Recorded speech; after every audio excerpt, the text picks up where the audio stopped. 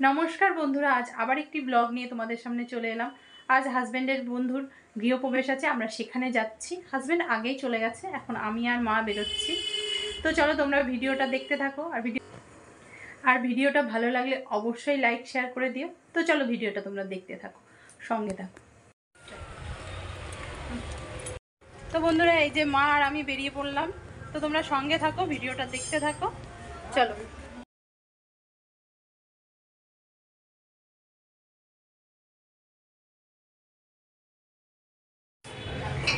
ঠাকুরের মুখটা কি সুন্দর না?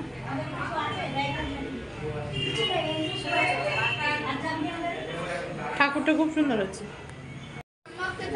ঠিক আছে, ওকে।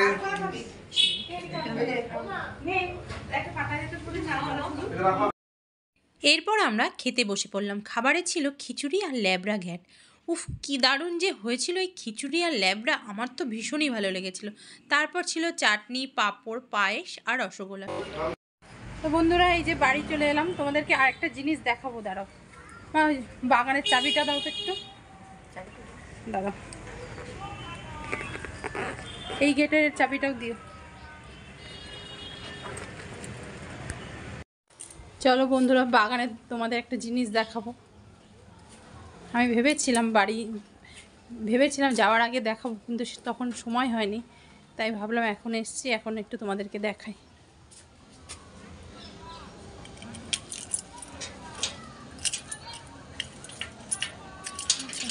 না, এটা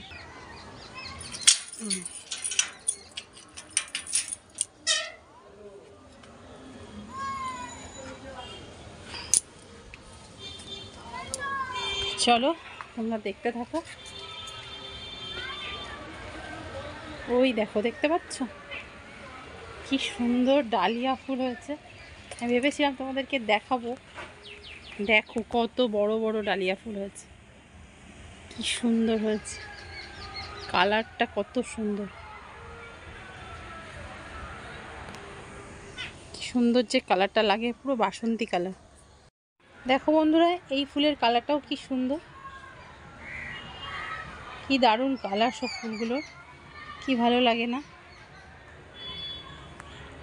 চলো তোমাদের আর একটা জিনিস দেখাবো।